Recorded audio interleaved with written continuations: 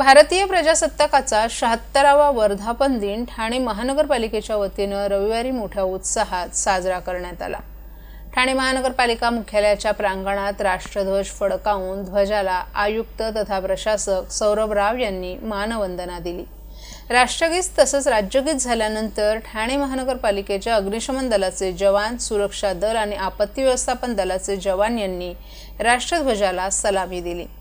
ध्वजवंदनानंतर ठाणे शहराच्या स्वच्छतेसाठी योगदान देणाऱ्या ठाणे महापालिकेच्या सफाई कर्मचाऱ्यांचा गुणवंत कामगार पुरस्कार देऊन आयुक्त सौरभ राव यांनी सन्मान केला।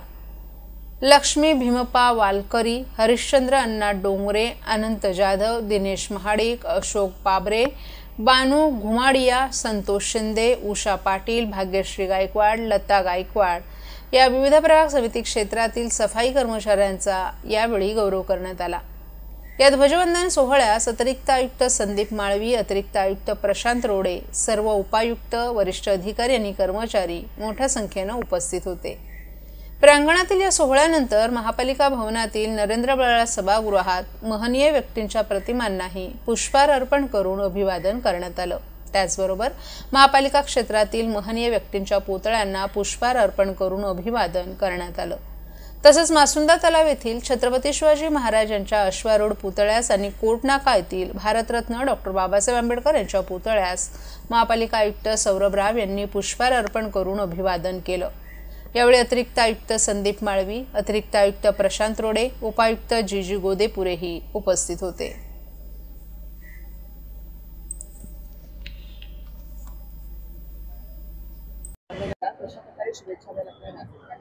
सर्वप्रथम ठाणेचे सर्व नागरिकांना मी प्रजासत्ताक दिवसाची खूप हार्दिक शुभेच्छा देतो आणि ही प्रार्थनाही करतो की आम्ही सर्वांचे प्रयत्नाने, जनतेच्या सहकार्याने प्रजासत्ताक आपला जे आहे तो चिरायू हो, तो खरे अर्थाने आपल्याकडे तो चरितार्थ झाला पाहिजे आणि लोकसत्ता, प्रजाची सत्ता स्थापित झाली पाहिजे।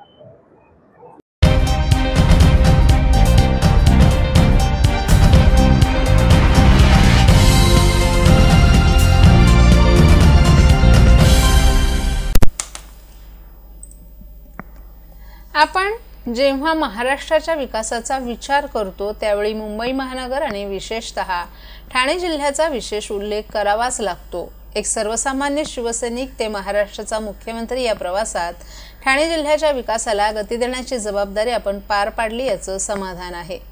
पंतप्रधान नरेंद्र मोदी यांच्या मार्गदर्शनाखाली गेल्या 2.5 वर्षात ठाणे जिल्ह्याला चांगले प्रोजेक्ट्स मिळाले। त्यांच्या हस्ते अनेक चांगल्या प्रकल्पांचं लोकार्पण आणि भूमिपूजन होऊ शकलं। पायाभूत सुविधा, रस्त्यांचा विकास, शेतीची प्रगती, सामाजिक आणि आरोग्याच्या सुधारणा अशा सर्व क्षेत्रांमध्ये ठाणे जिल्हा अग्रेसर राहिला याचं समाधान वाटत असल्याचं प्रतिपादन उपमुख्यमंत्री तथा ठाणे जिल्ह्याचे पालकमंत्री एकनाथ शिंदे यांनी केलं आहे।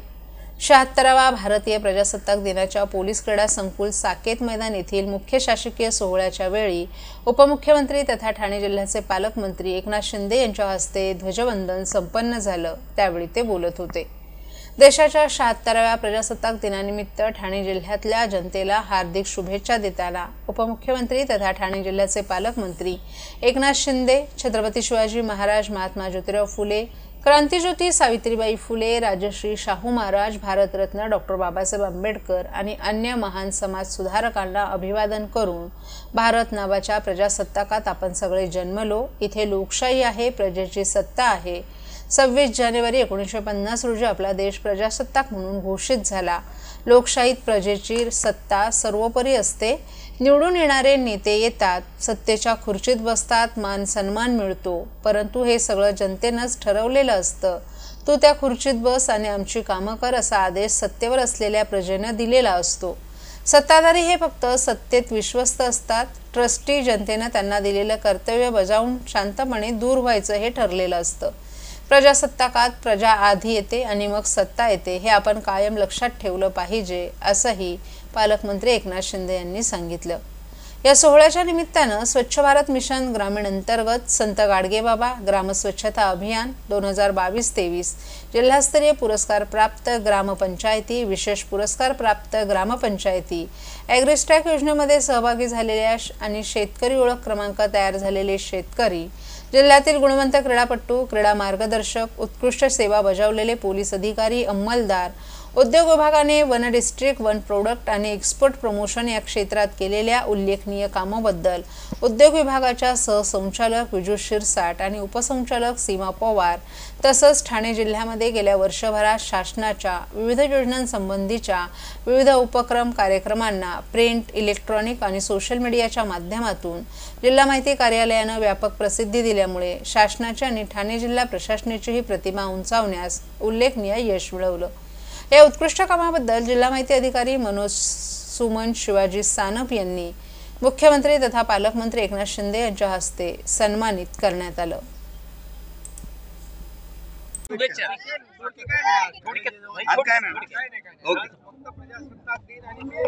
प्रजासत्ताक दिनाच्या शुभेच्छा जाहीरपणे सगळ्यांना दिल्यात। प्रजासत्ताक दिनाच्या निमित्ताने महाराष्ट्राच्या तमाम जनतेला, ठाण्यातल्या जनतेला मनापासून शुभेच्छा।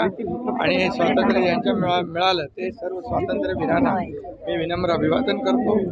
आणि या सर्व ज्या काय महाराष्ट्र सरकारच्या वतीने या राज्याचा जो गतिमान विकास होतोय तो अधिक वेगाने यापुढे होईल आणि या राज्यातल्या सर्वसामान्य लोकांच्या जीवनामध्ये चांगले दिवस येतील। लाडकी बहीण, लाडका भाऊ, लाडके शेतकरी, लाडके ज्येष्ठ, लाडके युवा या सगळ्यांसाठी गेल्या 2.5 वर्षात आम्ही काम केलं म्हणून जनतेने देखील शिक्कामोर्तब केलं, कामाची पोचपावती दिली। आता देवेंद्रजींच्या नेतृत्वाखाली या राज्याचा अधिक वेगाने विकास या ठिकाणी होईल। आता दावोसमध्ये नुकताच जो आपला मुख्यमंत्री देवेंद्रजी आणि उद्योग मंत्री उदय सामंत यांच्या मार्गदर्शनाखाली 15 लाख कोटीचे करारनामे झाले।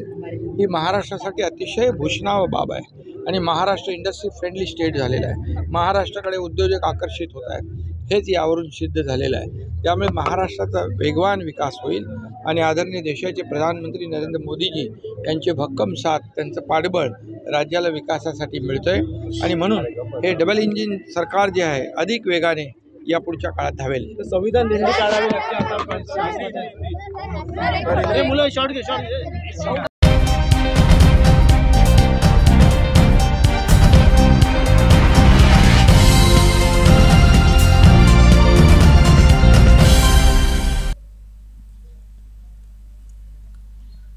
शिवसेनेचे दिवंगत नेते आनंद दिघे यांच्या 73व्या जयंतीदिनानिमित्त त्यांच्या शक्तीस्थळावर शिवसेना ठाकरे गट पदाधिकाऱ्यांनी, कार्यकर्त्यांनी उपस्थित राहून अभिवादन केलं। या कार्यक्रमाला ठाकरेंच्या शिवसेनेचे माजी खासदार राजन विचारे आणि जिल्हाप्रमुख केदार दिघे आदीही उपस्थित होते। शक्तीस्थळावर मोठ्या संख्येने कार्यकर्ते एकत्र आले होते। दिवंगत नेते आनंद दिघे यांना आदरांजली अर्पण करताना त्यांच्या कार्याची आठवण काढण्यात आली।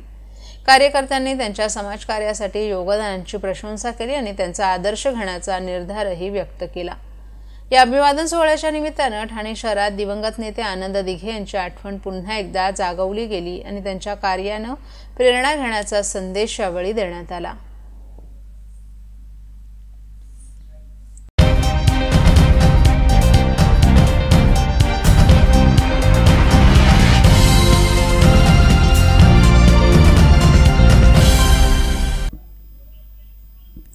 जिजाऊ शैक्षणिक व सामाजिक संस्था महाराष्ट्र अंतर्गत संस्थेच्या माध्यमातून दरवर्षीप्रमाणे यंदाचा देखील 76वा भारतीय प्रजासत्ताक दिन 26 जानेवारी 2025 रोजी सकाळी 7 वाजता कोपरीतील हरिओम नगर डम्पिंग ग्राउंडवरील कचऱ्यावरच्या शाळेवर स्वच्छ भारत, निरोगी भारत अशा विचारानं कचरा उचलणाऱ्या विद्यार्थ्यांसोबत जिजाऊ शैक्षणिक व सामाजिक संस्थेचे संस्थापक अध्यक्ष निलेश सांभरे यांच्या उपस्थितीत मोठ्या उत्साहात संपन्न झाला।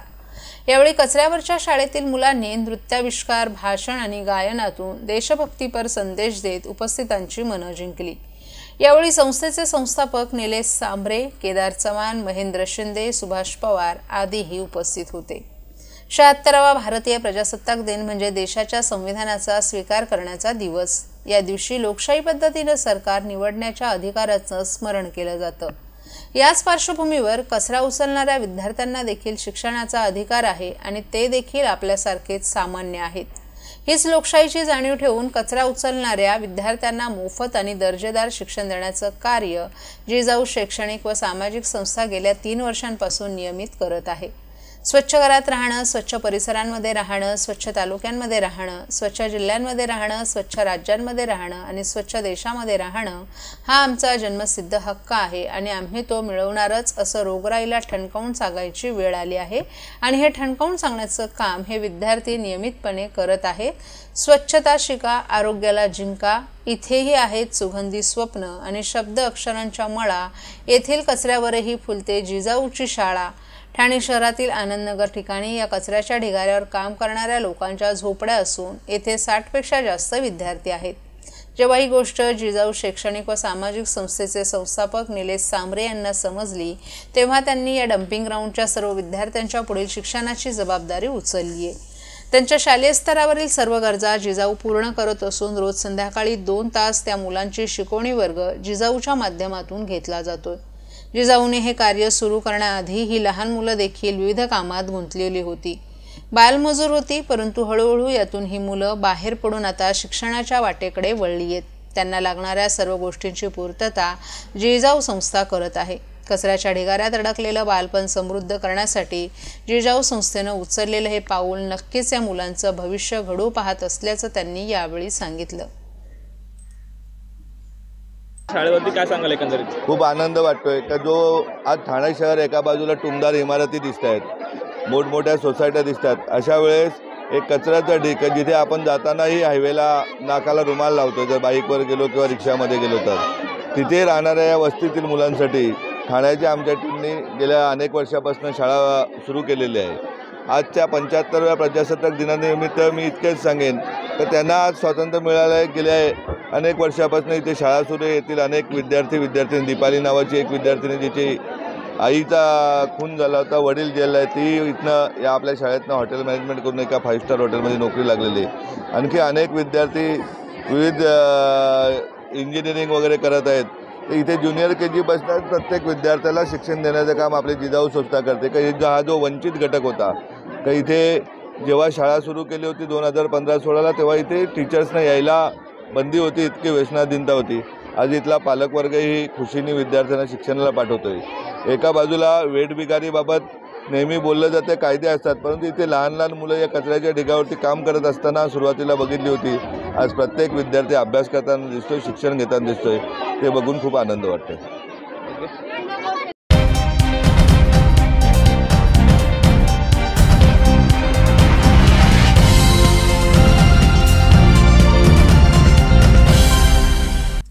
ज्येष्ठ गायक पद्मश्री सुरेश वाडकर यांना धर्मवीर स्वर्गीय आनंद दिघे कला संगीत जीवन गौरव पुरस्कार, तर कथ्थक नृत्यांगणा निधी प्रभू आणि गायक नट ओंकार प्रभू घाटे यांना धर्मवीर आनंद दिघे कला संगीत युवा गौरव पुरस्कार जाहीर झालाय. 6 ते 8 फेब्रुवारी रोजी या कालावधीत होणाऱ्या सूर आणि ताल यांचा अनोखा संगम असलेल्या भव्य आनंदोत्सव 2025 मध्ये हे पुरस्कार उपमुख्यमंत्री एकनाथ शिंदे यांच्या हस्ते डॉक्टर काशीनाथ घाणेकर नाट्यगृह येथे प्रदान करण्यात येणार आहेत. या आनंदोत्सवाचं यंदाचं हे 3रं वर्ष असून रसिकांनी संगीताची अनोखी पर्वणी या निमित्तानं मिळणार आहे. गुरुवारी 6 फेब्रुवारी रोजी रात्री 8 वाजता उद्योगमंत्री उदय सामंत, परिवहन मंत्री प्रताप सरनाईक, खासदार डॉक्टर श्रीकांत शिंदे आणि खासदार नरेश मस्के यांच्या उपस्थितीत कार्यक्रमांचा शुभारंभ होणार आहे. त्यानंतर रात्री 8:30 वाजता भारतरत्न लता मंगेशकर यांच्या पुण्यतिथीच्या निमित्तानं अशोक हांडे निर्मित अमृतलता या हिंदी गाण्यांचा कार्यक्रम होणार आहे. शुक्रवारी 7 फेब्रुवारी रोजी दुपारी 4 वाजता सूर आणि ताल यांचा अभूतपूर्व आविष्कार फ्युजन सादर होईल. तर शनिवारी 8 फेब्रुवारी रोजी दुपारी 4:30 वाजता गीतरामायणाची 70 वर्ष आणि राममंदिर वर्षपूर्तीच्या निमित्तानं गीतरामायण सादर होईल. यामध्ये ऋषिकेश रानडे, अजित परब, प्राजक्ता रानडे, सोनाली कर्णिक आणि इतर कलाकार सहभागी होणार आहेत. सूर आणि ताल यांचा अनोखा मिलाप असलेले आनंदोत्सव 2025 मुळे ठाणेकर रसिकांनी पर्वणी मिळणार आहे. या संपूर्ण महोत्सवाचं सूत्रसंचालन प्रसिद्ध अभिनेते आणि निवेदक अधोक्षक कन्हाडे करणार आहेत. देवेश केदार बापट या महोत्सवाचे समन्वयक असून सर्व रसिकांसाठी अत्यंत नाममात्र दरात संपूर्ण महोत्सवाच्या प्रवेशिका उपलब्ध असणार आहेत. यंदा आनंदोत्सव या कार्यक्रमाचं 3रं वर्ष आहे. गेली 2 वर्ष गडकरीमध्ये हा कार्यक्रम साजरा केला गेला. यंदा गडकरीचं नूतनीकरण चालू असल्यामुळे ठाण्यातल्या दुसऱ्या मोठ्या डॉक्टर काशीनाथ घाणेकर नाट्यगृहात हा कार्यक्रम आपण सादर करतोय. गेल्या 2 वर्षांप्रमाणेच यंदाही वेगवेगळे उत्तम कार्यक्रम आम्ही या कार्यक्रमाद्वारे समारोहाद्वारे देतोय. पहिल्या दिवशी लता दीदींचा स्मृती दिन असल्यामुळे अमृतलता हा कार्यक्रम आपण ठेवलेला आहे. दुसऱ्या दिवशी फ्युजन हा सूर आणि संगीत असा एक कार्यक्रम आहे. त्या दिवशी संध्याकाळी 8 वाजता पद्मश्री श्री सुरेश वाडकर यांना आपण पहिला जीवन गौरव पुरस्कार देणार आहोत. त्याबरोबर त्यांचा एक लाईव्ह कार्यक्रम पण त्या दिवशी ठेवलेला आहे. 8 तारखेला संध्याकाळी 4:30 वाजता गीत रामायणाला 70 वर्ष पूर्ण होत आहेत म्हणून गीत रामायणाचा कार्यक्रम आपण ठेवलेला आहे. आणि त्यानंतर ठाण्यात प्रथमच श्रीमती आशा भोसले यांचा प्रकट मुलाखतीचा कार्यक्रम आपण ठेवलेला आहे. त्यांची मुलाखत अभिजित खांडकेकर घेतील. असे या कार्यक्रमात 3 दिवसात 5 कार्यक्रम होणार आहेत या समारोहामध्ये. तर आमची सर्व रसिकांना विनंती आहे या 5 कार्यक्रमांना भरघोस प्रतिसाद देऊन यशस्वी करावेत अशी आमची इच्छा आहे. कोण कोण मान्यवर येणार आहेत? पहिल्या दिवशी कार्यक्रमाच्या उद्घाटनाला उद्योग मंत्री श्रीयुत उदय सामंत, नंतर परिवहन मंत्री श्रीयुत प्रताप सरनाईक, कल्याणचे खासदार डॉक्टर श्रीकांत शिंदे आणि ठाण्याचे खासदार श्रीयुत नरेश मस्के उपस्थित राहणार आहेत. दुसऱ्या दिवशी 7 तारखेला माननीय उपमुख्यमंत्री श्रीयुत एकनाथजी शिंदे साहेब यांच्या हस्ते पद्मश्री सुरेश वाडकर यांना जीवन गौरव पुरस्कार दिला जाणार आहे. आणि 8 तारखेला डॉक्टर श्रीकांत शिंदे हे आशाताईंचा सत्कार या संस्थेतर्फे करतील.